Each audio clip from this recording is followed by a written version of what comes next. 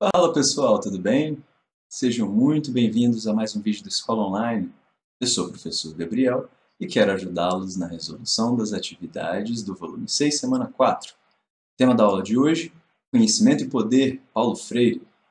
Antes de começarmos, porém, como sempre, peço para vocês darem uma olhadinha nas nossas redes sociais, estamos com um projeto novo, eu não erro mais. Dá lá uma olhada. E mesmo que não seja ainda a sua época aí de tentar um Enem, ou de tentar um PISM, um outro processo seletivo, talvez essas aulas, com esses resumões ali, vão te ajudar nas provinhas, ou até solucionar uma curiosidade, alimentar cada vez mais essa tua cabeça que é uma esponja de conhecimento, não é verdade? Então, vamos lá, queridos e queridas.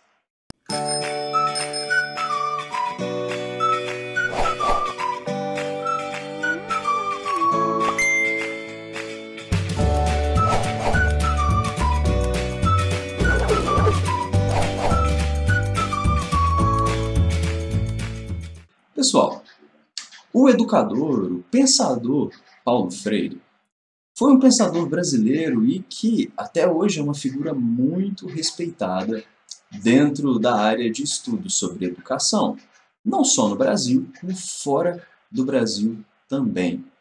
É dos brasileiros, se não o brasileiro mais citado por estudos internacionais.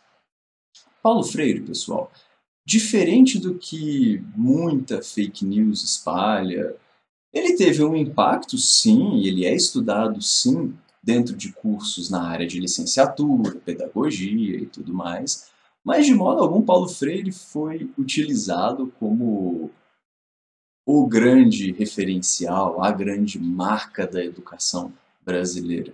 Até porque se tivesse sido, os resultados teriam sido bem diferentes. Tem muita fake news, muita palavrinha torta envolvendo a figura de Paulo Freire.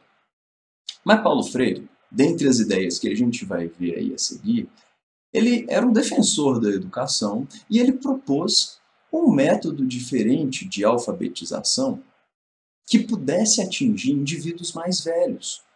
Indivíduos que não estavam, às vezes, nem com muita paciência ou com muita perspectiva para sua educação, para sua alfabetização. E para Paulo Freire, muito disso tinha a ver também com a maneira com que a alfabetização era desenhada. Muito antes, na base da decoreba, de você falar determinados fonemas e pronto, acabou. Paulo Freire propôs a ideia de que a base desse processo educativo de alfabetização tinha que ser o mundo em que a pessoa estava interagindo. Então, não adiantava nada você querer propor N de neve para uma pessoa que nunca tinha visto a neve. Entende? Você quer ensinar a pessoa a ler, você tem que ensinar aquela pessoa a entender que a realidade em que ela está é importante para a educação.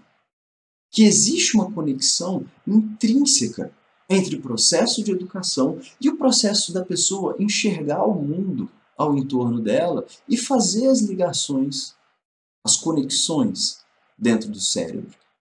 Entende? É um processo racional, mas é um processo de reação e reinterpretação da realidade. Então, uma pessoa, por exemplo, um pedreiro, exposto constantemente a um tijolo, poderia aprender ali T de tijolo e uma imagem de um tijolo. Você entende o que eu quero dizer?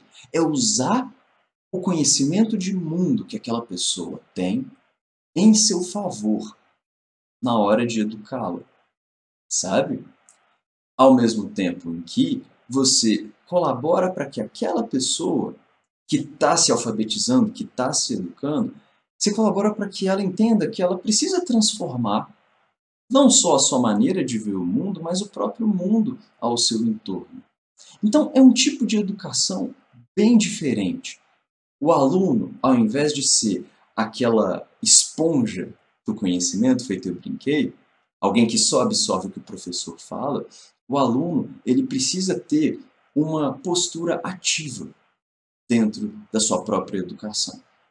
Uma postura ativa diante do mundo. Certo? Então, esse é só uma provazinha bem sutil, bem geral mesmo das ideias de Paulo Freire, né? E tá aí para vocês darem uma olhada. Tem vários e vários textos, tem várias e várias aulas mais longas a respeito das suas ideias. Para fazer as atividades, porém, vem comigo. Vamos lá. Número 1. Apesar do seu disfarce de iniciativa e otimismo, o homem moderno está esmagado por um profundo sentimento de impotência, que o faz olhar fixamente e, como que paralisado, para as catástrofes que se avizinham. Por isso, desde já, saliente-se a necessidade de uma permanente atitude crítica, o único modo pelo qual o homem realizará sua vocação natural de integrar-se, superando a atitude do simples ajustamento ou acomodação, aprendendo temas e tarefas da sua época. Certo?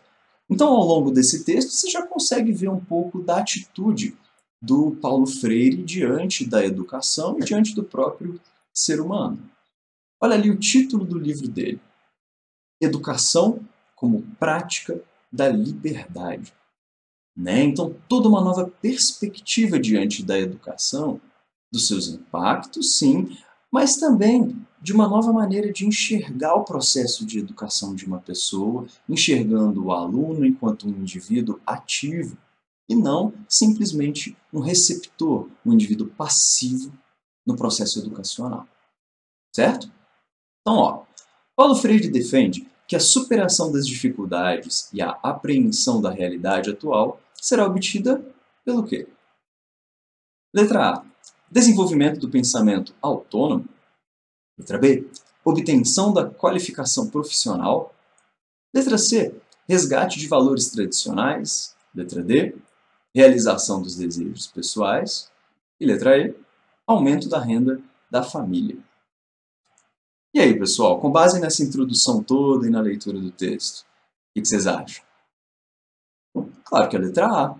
Na verdade, pensa comigo, lendo o texto, está se falando sobre um aumento da renda familiar como, né, a forma de superar as dificuldades e apreensão da realidade atual? Não. Está falando no texto sobre realização de desejos pessoais como a forma de superação de dificuldades e apreensão da realidade? Está falando de valores tradicionais que têm que ser resgatados? Não. Obtenção da qualificação profissional? De alguma maneira você poderia marcar essa, pensando o seguinte: ao estudar eu estou pegando qualificação profissional. Mas lê de novo o texto. No texto está se falando exatamente da importância de se formar não somente indivíduos com um determinado conhecimento, mas indivíduos autônomos, livres, capazes de obter conhecimento por conta própria e também de interagir de maneira crítica com o mundo ao seu entorno. Então não é só reproduzir um conhecimento, não é essa que tem que ser a função final da escola. Joia? Então a letra A melhor combina com a ideia de Paulo Freire. Atividade 2, pessoal. Em seu cotidiano estudantil, você considera as suas experiências e habilidades pessoais como fonte de estudos e tira dúvidas em sua formação acadêmica? A resposta, como está escrito aí, é uma resposta pessoal. Não é? Você considera as suas experiências e as suas habilidades pessoais como uma fonte de estudos e tal na sua formação acadêmica? Sim, não, por quê? Mas, utilizando dos pensamentos de Paulo Freire, e até utilizando desse trecho que eu coloquei aqui ao lado de um artigo científico que eu pesquisei para vocês, está bem claro que, sim, faria sentido considerar as suas experiências pessoais no mundo, né, as suas habilidades pessoais como uma fonte de estudos e de tirar dúvidas na sua formação acadêmica. Né? A bagagem, por exemplo, que você tem, se você é do meio rural, pode te ajudar muito a entender algumas coisas dentro da biologia. Os seus conhecimentos a respeito de história, adquiridos, por exemplo, num podcast que você ouviu, ou num vídeo de algum desses youtubers que estão lançando séries sobre história, tem o Nerdologia, por exemplo, que é muito bom, você traz para dentro da sala de aula, certo? Então, faria sentido, sim, se a tua resposta fosse sim. Joia? Atividade 3. Tendo como base a questão anterior, daquele rolê das experiências e habilidades pessoais, forme 3 colunas seguindo o modelo abaixo. Então você tem ali uma tabela dentro do material com habilidade e experiência, disciplina, que é isso? É matéria da escola, história, filosofia, sociologia, biologia e tal, e um determinado valor. Então, o que você tem que fazer? Você tem que pegar as habilidades e experiências que você possui, aquelas que você trouxe ou que você acumulou ao longo da sua formação, e tentar associar a disciplinas, certo? Dentro do seu quadro de estudos na escola, e você joga ali uma nota para isso. Repara aqui, ó, nota da disciplina, 1 a 5, sendo 5 a matéria lá da escola, história, filosofia, sociologia, 5 a mais importante e 1 aquela que apenas complementa o seu conhecimento relacionado aqui no quadro A. Ok? É uma resposta 100% pessoal, mais uma vez. Joia? A atividade 4 diz o seguinte: com base nos resultados da atividade anterior, pesquise quais graduações estão associadas aos maiores valores das disciplinas apresentadas. Então, pessoal, como vocês devem ver, dentro do ensino superior, existe essa divisão de graduações, tipo curso superior mesmo. Então você tem alguns exemplos que eu poderia falar. Curso de História, de Biologia, de Físico, de Química, Matemática, Português e tal. Mas existem também outros cursos que envolvem outras habilidades e outros tipos de conhecimentos que você às vezes tem na sua vida e que você pode desenvolver nesse curso de ensino superior. Por exemplo, você sendo uma pessoa mais ou menos em matemática e que tem ali habilidades de venda, consegue vender coisa para os seus colegas, dar uma ajudada no pai ou para a mãe no mercadinho? Pois é, existem cursos como economia, administração. Se você é simplesmente bom de matemática e ajuda, por exemplo, seu pai e sua mãe a fazer imposto de renda, poxa, tem cursos também que ajudam com isso. Ciências contábeis, por exemplo. Se você gosta de história, por exemplo, e você deseja ser uma pessoa que consegue discutir e convencer as pessoas, poxa, tem jornalismo, tem direito, se você é bom de discussão, não de briga, tá? Mas de discussão, de troca de ideias, de convencimento.